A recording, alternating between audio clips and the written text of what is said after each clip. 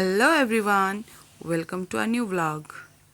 আজ আমাদের একটা বিয়ে বাড়িতে ইনভিটেশন আছে, তাই সকাল সকাল নিতা স্কুল থেকে চলে এসছে হাফ টাইমে।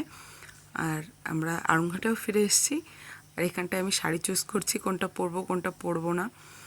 আর বোনের মোটে পছন্দই হচ্ছে না। যাই হোক, এর মধ্যে একটা পছন্দ করেছি, করে শাড়ি সিলেক্ট করেছি। আবার এখান থেকে সেজে গুজে শ্বশুরবাড়ি যাব, কারণ বিয়েবাড়ি যে নিমন্ত্রণটা সেটা আমার শ্বশুরবাড়ির পাশেই একটা ভাইয়ের দাদার, মানে চেনা জানা, আমাদের নিজেদের মধ্যেই বিয়েটা হচ্ছে।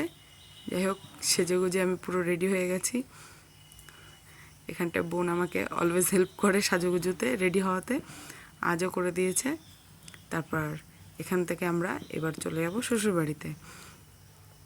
আমি শ্বশুরবাড়িতেও চলে এসেছি, মা বাবার সাথে দেখা করে নিয়েছি। এবার আমরা যাব বিয়েবাড়ি। আর বিয়েবাড়ি যেতে যেতে প্রায় 8:30 পৌনে 9টা বেজে গেছিলো।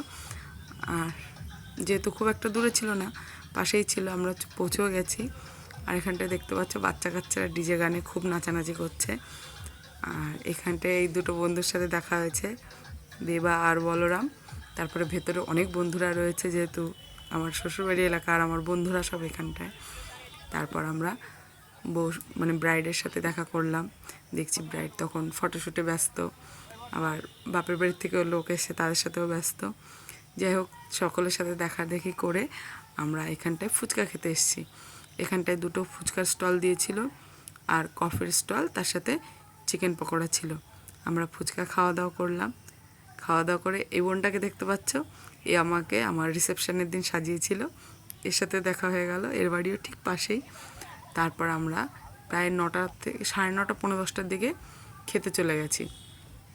খাওয়া দাওয়া করে দেখছি আবারও একটু বাইরে এসে দাঁড়িয়েছি, সবাই অনেক নাচানাচি করছে, এখন অনেক লোকই জড়ো হয়ে গেছে।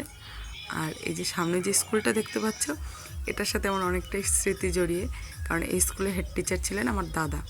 এখন কমাস হলো দাদা ট্রান্সফার হয়ে গেছে অন্য স্কুলে। আমি মাধ্যমিকের পর স্কুলটায় আসতাম বাচ্চাদের পড়ানোর জন্যে।